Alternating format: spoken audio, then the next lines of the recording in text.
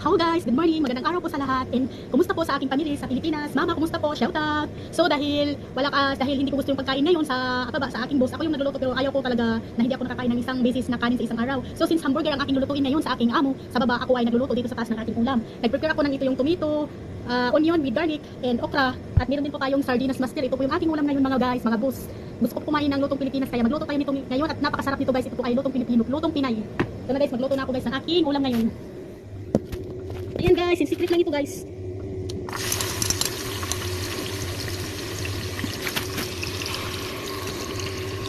Magbuhay-buhay tayo guys. Wala tayong ano dito. Wala tayong pamili.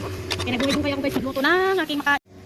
So ito na po yung aking nilutong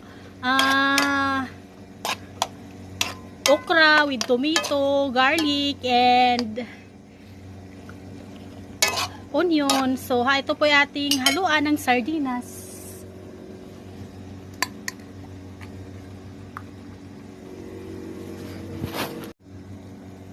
Namimiss ko ang lutong ganito guys. Ito yung kasama sa kinalalakihan ko dati. Nung sa probinsya ako, kasama ko yung mga magulang ko.